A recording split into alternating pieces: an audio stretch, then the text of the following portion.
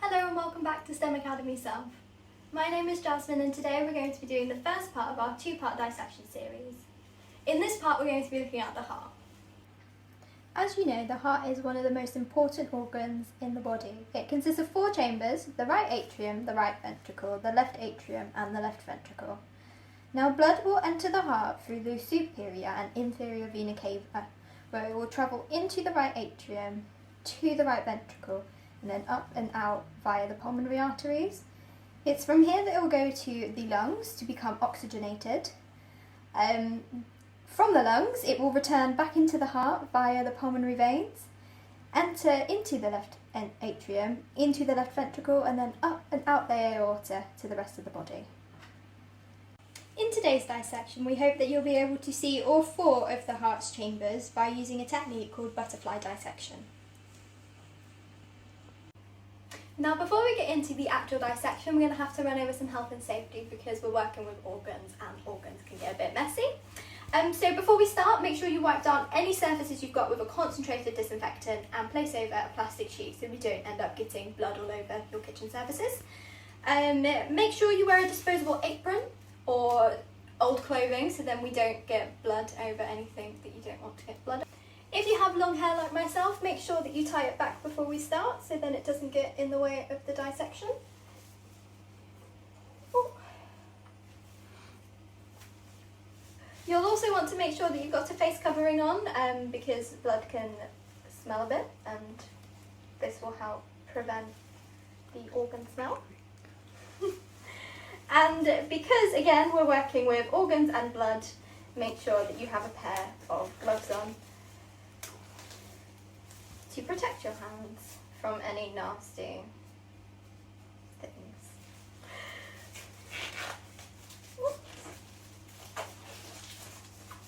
Now that we're all kitted up, let's move to the dissection. So here in front of us we have a lovely lamb heart that we brought from our local supermarkets. You can use a pig heart alternatively to a lamb heart, and you can also buy them from the butchers. It doesn't really matter where you get them from, any heart that you'll get will be thoroughly health and safety checked, so there's nothing wrong with it for you. So before we begin to cut our heart and do the dissection, we need to identify which side is the right side and which side is the left side. Now, when you have identified which side is the right and the left, you will notice that the right side of the heart will actually be on your left, and then the left side of the heart will be on your right, and that's just because we diagram hearts as if they were inside of us. So to begin to identify which side is the right and which side is the left, a good idea would be to start feeling the muscle. On the side that is the right, you'll find that it's actually a lot thinner muscle and it's easier to squeeze. And then on the left side, it will be a lot thicker muscle, and this is just because the left side does a lot more work in terms of pushing the blood to the rest of the body in comparison to the right, which just does it to the lungs. Another way to look at it would be to view the top of your heart and see all the different chambers, not the chambers, the vessels, more like. They won't be exactly the same as you saw them on the diagram, and that is because a heart diagram, again, is just what we imagine the heart to be like. Your hearts won't always be exact copies of that. So I've identified my heart that this side is the right and this side is the left, so we will be dissecting it this way round rather than this way round. Now that we've identified the 2 sides of our heart, we are going to, of course, begin the dissection. So I'll talk you through a little bit how to do a butterfly dissection, and then I'll show you exactly how to do it using my heart specimen. So what we're going to do is we're going to start by piercing a hole down sort of near the apex of the heart on the right side, and we're going to cut across right up to about 1 centimetre away from the opening of the blood vessel. I'm then going to do exactly the same on the other side. I'm going to pierce a hole near the bottom of the apex, cut all the way up to about 1 centimetre away from the opening of the vessel, and then I will connect the 2 dots together across the top, and then cut down the separating wall down the middle, which is called the septum, and then that way we should be able to open the heart and see all 4 chambers. So let's start with working on the right side of our heart. I'm going to be using just some tweezers to hopefully poke a hole just near the apex down here. You may need to put a bit of force into that because of course you are trying to cut through some tissue. I'm going to use a cross between just the manicure scissors and a craft blade to do this, depending on which one cuts easiest for me. I'm going to try, of course, by using these scissors first. You want to make sure you've cut all the way through your tissue. It'll become more apparent if you have cut all the way through after you've made the initial cut.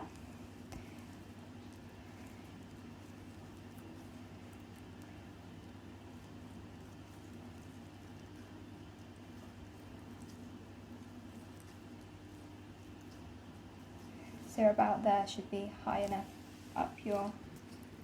We can maybe try and cut into the fat a bit more, but we want to be careful not to go too high up to the top. So you'll be able to tell if you've gone all the way through because as you open it you should be able to see an empty chamber. As you can see here, I've missed a bit.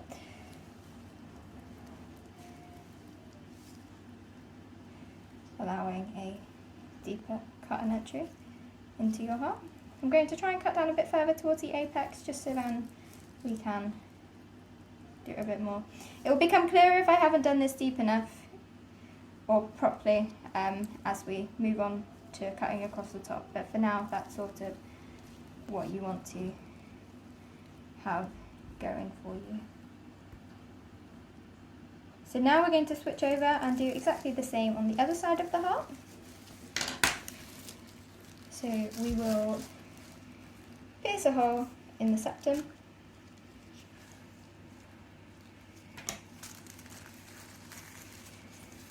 We will grab our scissors, re-find the hole and cut up. Now this wall will be harder to cut through as of course it's a thicker wall, so I may switch to using my scalpel to get through the rest of the tissue.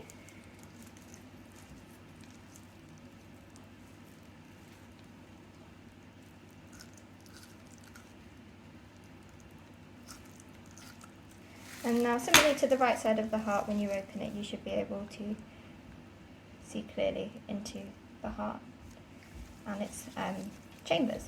So now that we've made our initial incisions on the side, which we're not sure if we've gone deep enough yet, but it will definitely become apparent as we cut across this top part of the heart now. So now we're going to connect the two splits that we've made on either side of the heart together by cutting right across the top here. Again, I'm going to try use my scissors, and then if I need to use my scalpel to get through some of the fat, then I will.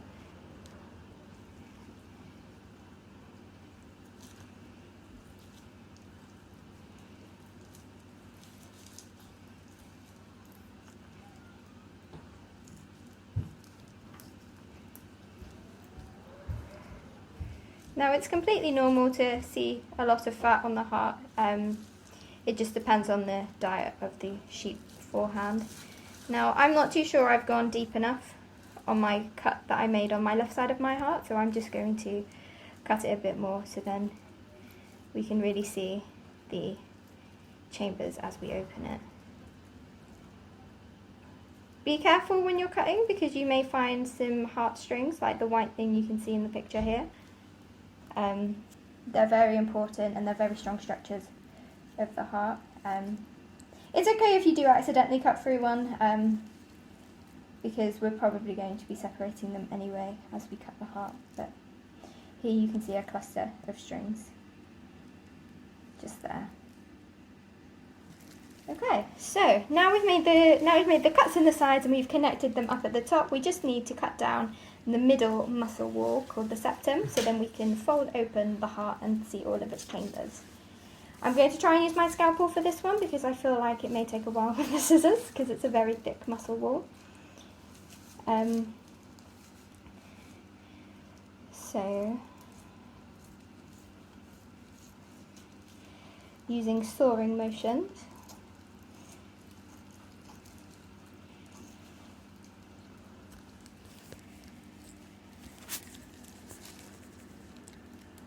I'm going to try and peel back the wall of the heart.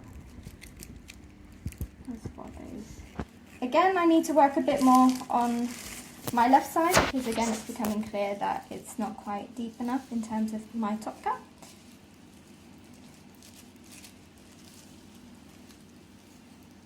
Although this may just be the heartstrings that are holding us back. If it is, we'll just trim the heartstrings here at the base so that we can lay them out once we've opened the heart properly.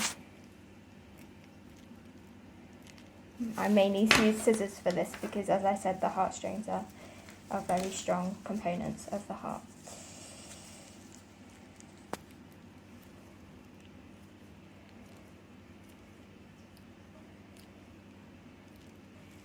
Okay. And here is the opened version of your heart.